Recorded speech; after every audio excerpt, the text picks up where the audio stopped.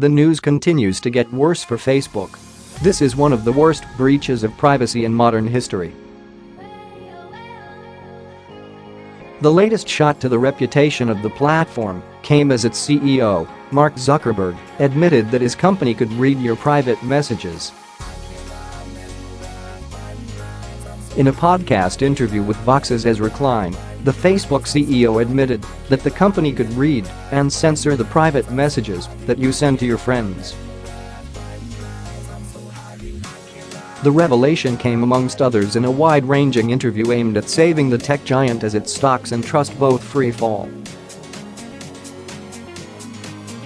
He explained during the interview that he had received a call from his Mountain View staff informing him that messages about ethnic cleansing in Myanmar had been blocked. So that's the kind of thing where I think it is clear that people were trying to use our tools in order to incite real harm, the 33-year-old billionaire said. Now, in that case, our systems detect that that's going on. We stop those messages from going through. But this is certainly something that we're paying a lot of attention to. Facebook representatives spoke to Bloomberg News to defend the company in its scanning of private messages. They are tempted to somehow explain that your private messages, which Facebook scans, are still private.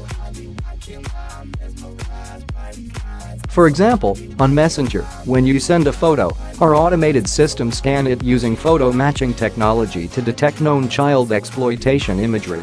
Or when you send a link, we scan it for malware or viruses, a spokeswoman for Facebook Messenger said. Facebook designed these automated tools so we can rapidly stop abusive behavior on our platform. Keeping your messages private is the priority for us. We protect the community with automated systems that detect things like known images of child exploitation and malware, a spokesperson said. This is not done by humans. On Wednesday, Facebook's chief privacy officer Aaron Egan and deputy general counsel Ashley Beringer said in a blog post that the company will propose new updates to its terms of service and data policy so that users will have a better idea of how their information is being used and marketed on Facebook Messenger, WhatsApp, and Instagram. It's important to show people in black and white how our products work. It's one of the ways people can make informed decisions about their privacy, they wrote. These updates are about making things clearer. We're not asking for new rights to collect, use or share your data on Facebook. We're also not changing any of the privacy choices you've made in the past. But that information did not stop Apple CEO Tim Cook from chastising Facebook.